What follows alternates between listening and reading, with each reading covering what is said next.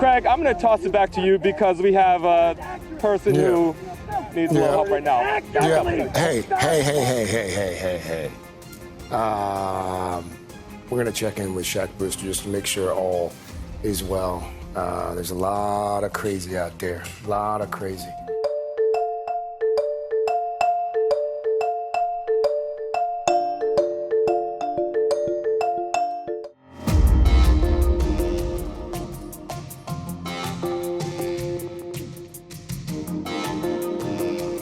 We're in Gulfport, Mississippi, Craig, and I'll tell you the biggest sign.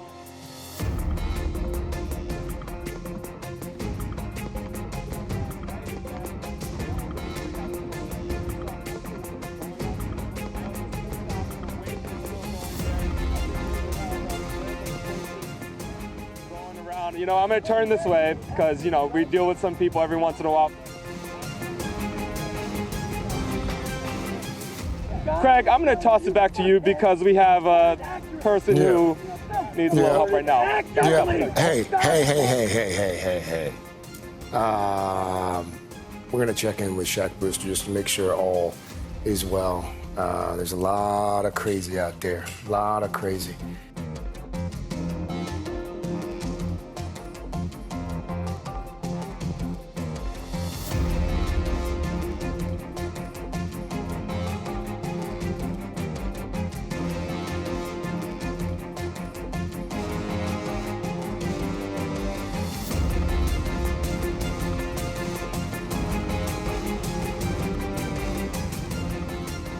Probably saw or heard a few moments ago, one of our correspondents was disrupted by some wacky guy doing his live shot there in Mississippi.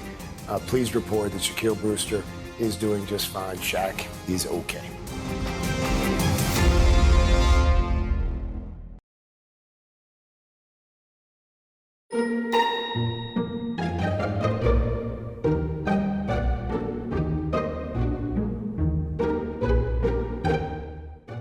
Good look at this deputy's face. Does it ring a bell?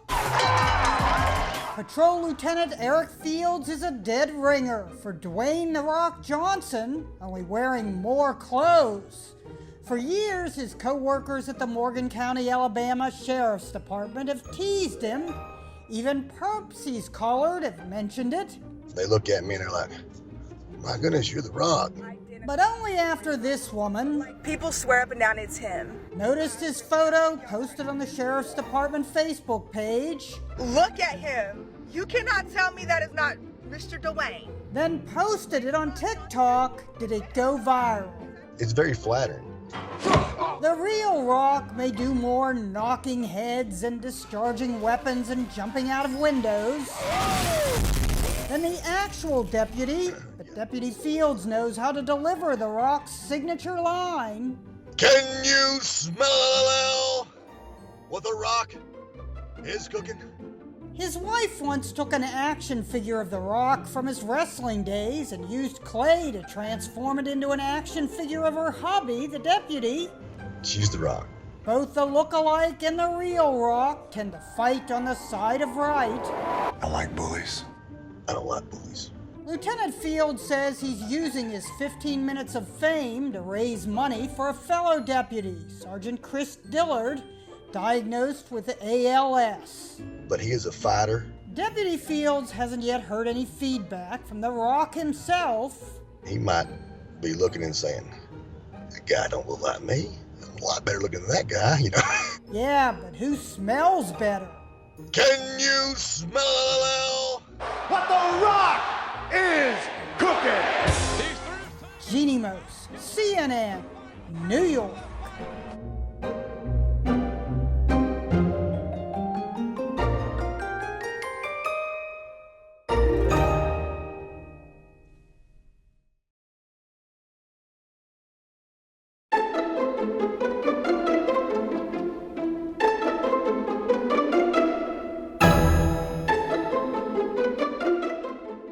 Thank you so much, Ms. Thomas. We do appreciate you. Phil McCracken. Phil McCracken. Salk, Suk, Mahidik. Suk Mahidik. Ophelia McHawk. Ophelia McHawk. Eileen Dover. Eileen Dover. Don Kiddick. Don Kiddick. Wayne Kerr.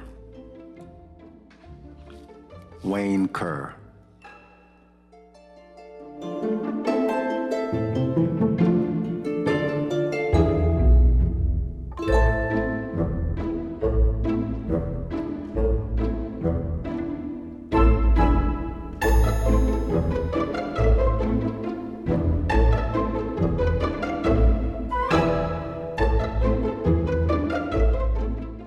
Hello, I'd like to speak to Ms. Tinkle.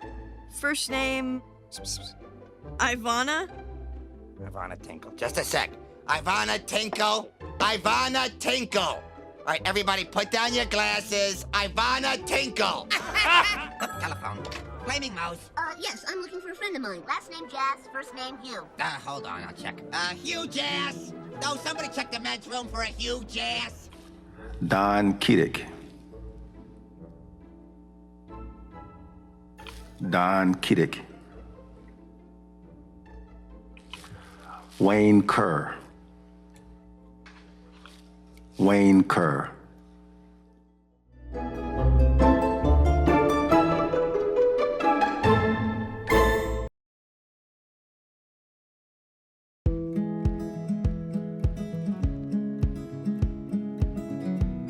My name is Connie Park. I was blind for 15 years.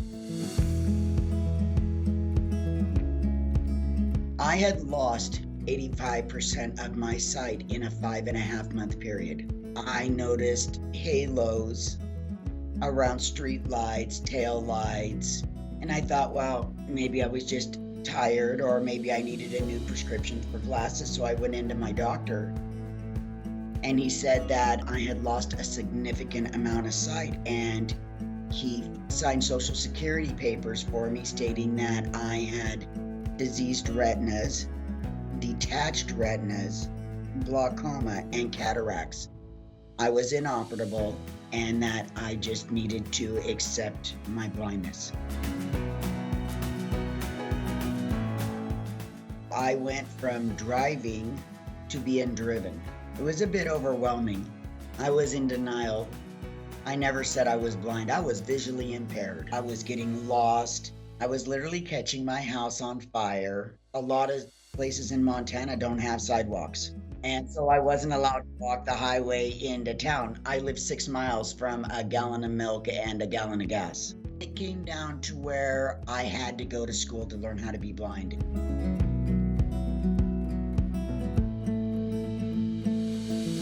Being blind doesn't come natural at all. The first thing they taught me was mobility and walking with a cane properly, and then acts of daily living, how to sweep a floor, to vacuum a carpet.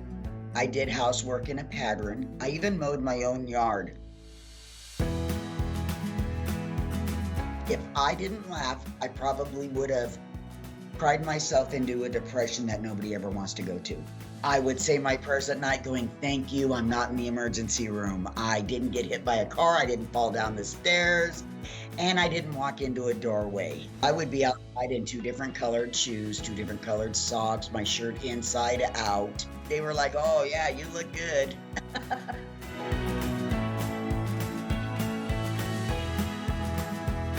I still did everything. I really didn't let anything stop me. I would climb the sand dunes on the Oregon coast with my service dog, and I rode a bike on the beach.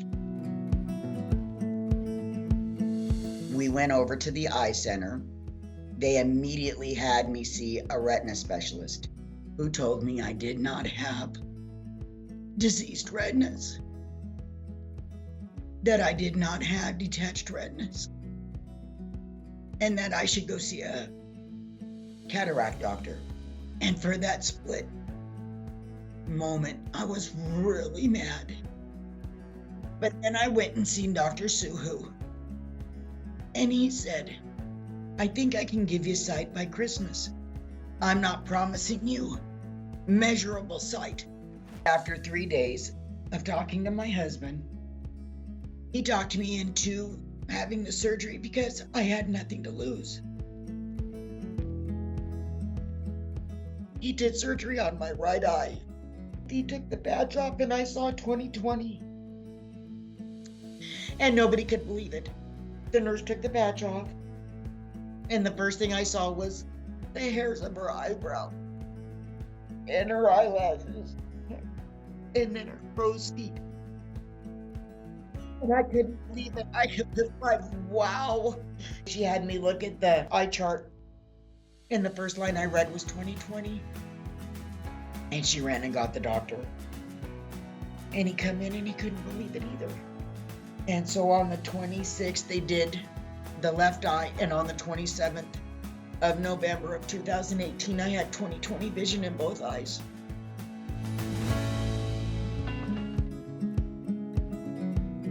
I didn't recognize the person looking back at me in the mirror. Being blind, you don't really think of yourself as aging. And I had 15 years on me.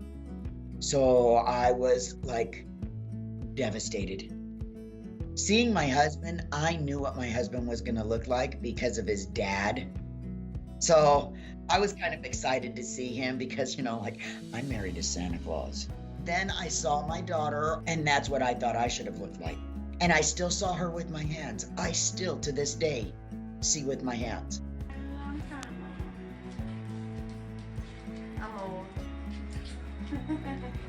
And then I got to see my grandkids for the very first time on Christmas Eve. And that was amazing, because I only knew them by touch. It took me a year, an actual full year, to stop thinking I'm gonna wake up and not have sight. I'm still adjusting. I know this is crazy, but I still watch the grass grow. Like, because I can see every blade. I stare at people.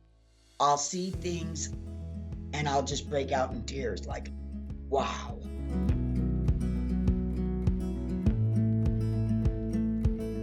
I saw holes in my carpet. I saw condensation in my bathroom, and I just got sad. And my husband's like, you should be happy. You have sight. And I'm like, I can't help the way I feel. He goes, nope, but I can. And he went and painted my whole upstairs.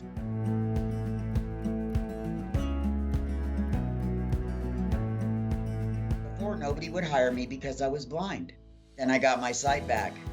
And nobody wanted to hire anybody with 18 years of no experience. So I went to UC Health and I went, you gave me my sight back and turned my world upside down. After being prepared to live blind the rest of my life, you gave me sight back.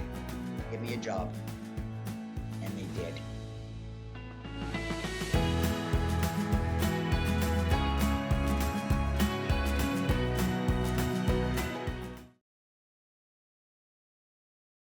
The Taliban now has access to over $85 billion worth of American military equipment.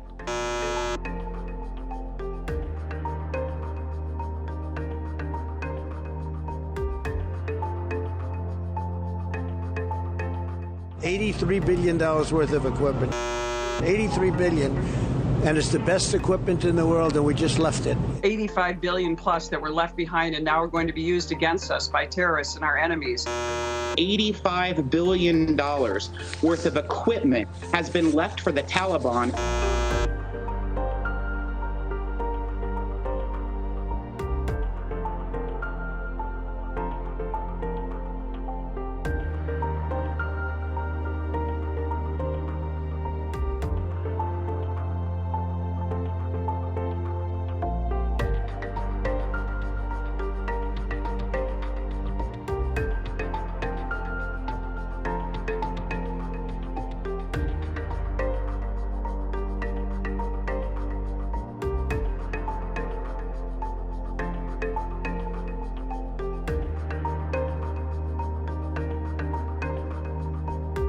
$83 billion. $85 billion worth of military equipment. $83 billion with a B. Most of that money was used on guns, ammunition, helicopters, and other equipment.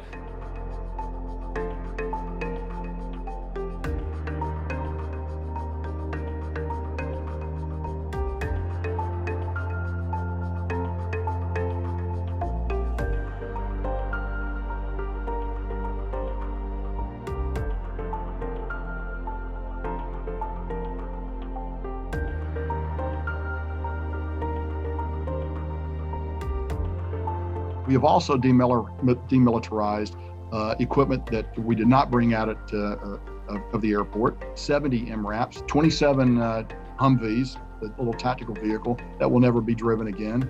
Additionally, on the ramp at HKIA are a total of 73 aircraft. Those aircraft will never fly again.